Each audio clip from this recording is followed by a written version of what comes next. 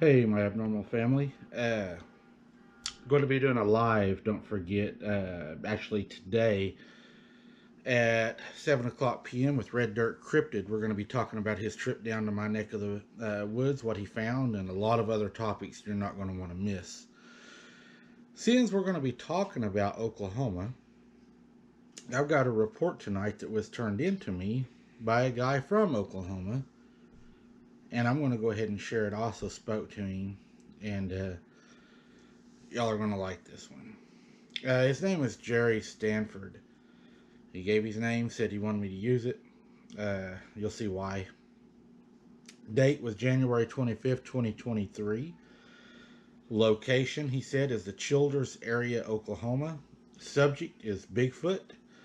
Moon is a waxing crescent on that day. The outcome, animal death and an animal attack.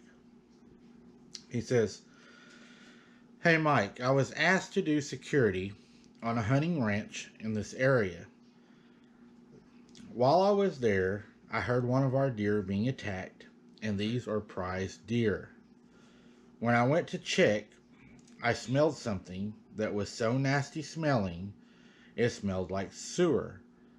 I got scared thinking about all the scary Bigfoot stories that I've heard, and yes, even watching your channel and other channels, that I second guessed going by myself to check what had one of the deer down.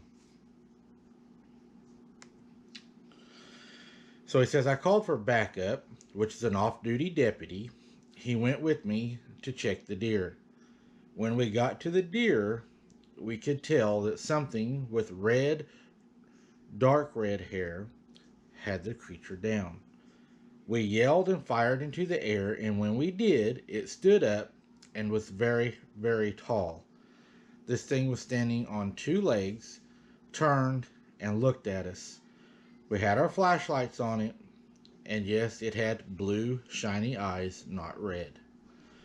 The deputy yelled, 'Oh no, it can't be,' and yelled for me to run, and he shot it with his Glock, which is a .40 caliber.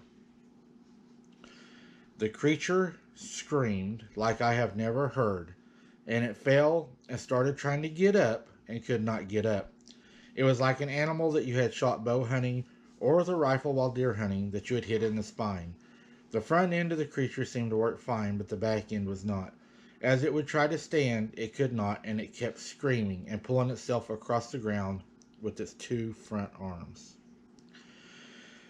We then took off running to the security trailer, which we use on the property that we stay in with the air conditioning, the TV where we view the monitor, the main gates, and the camera system.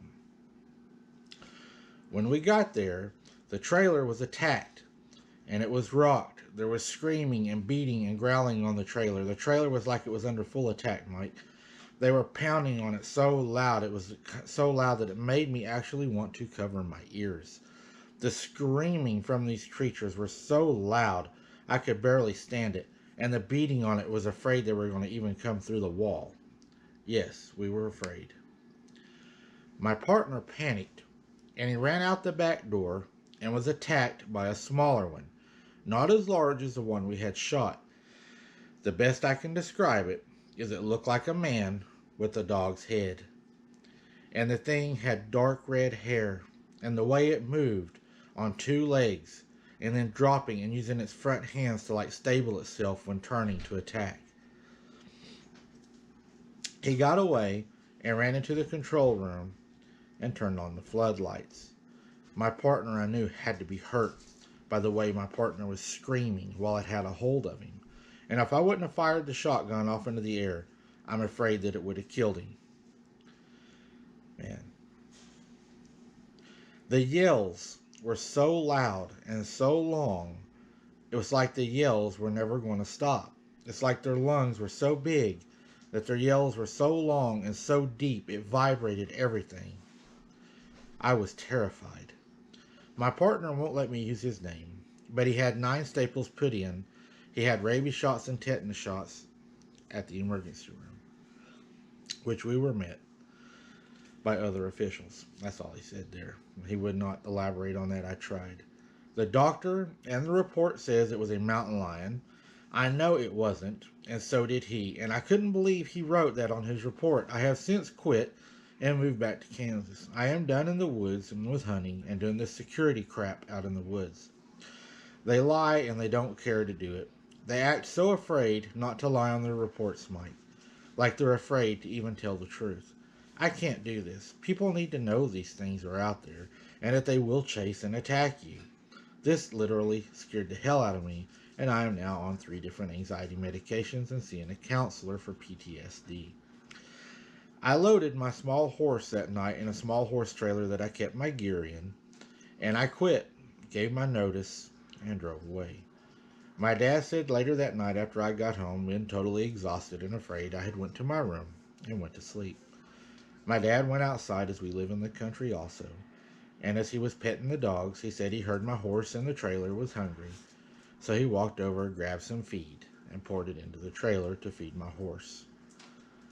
He could hear my horse eating inside of the trailer, and he said it sounded like it was about to starve. So the next morning when I woke up, my dad, of course, jumped on me telling me that I knew better to leave a horse in a trailer overnight, and especially unfed with no water. So my dad said he fed it, but he did not put water in it, as he was going to wake me early to put water out for the horse. I just looked at my dad strangely, and he looked at me and said, "What? It's not my horse, it's your horse." And I told him, "Dad, my horse was not in the trailer. I left him here." Whatever my dad fed was not my horse in the trailer, and maybe something that took a hitchhike ride to my house. Because now we're having things happen at our house. And my sister just the other night said she saw a wolf looking in her window. My dad and I are now armed and waiting to see what this thing is going to do, or if it will even come back. I may need to contact Calvin if it continues to do this. I'll be asking you for his email if this does not stop, as I am not sure we're able to handle this. I'm sending you the location to investigate. Please be safe and do not go there without a team. Best regards, Mr. Stanford. I wanted to share that with you guys because we was talking with Red Dirt the other day, and we talk about Oklahoma being higher up than what people think we are on cryptids, encounters, and maybe even attacks. How many attacks are turned in that are labeled something else that's not? And if they are labeled that, how many more are there that we don't know about that are just been treated as regular animal attacks? Really got me to thinking. I mean, dark red, 2 legs. He had to get 9 staples from it attacking him. And then I go and I start thinking in my head, maybe they shot the dad or the mom and it was a younger juvenile that attacked. And they're probably lucky that it was the juvenile and not the larger one, because it would have been a lot worse than 9 staples, I'm sure. Did the other one survive? I wonder that.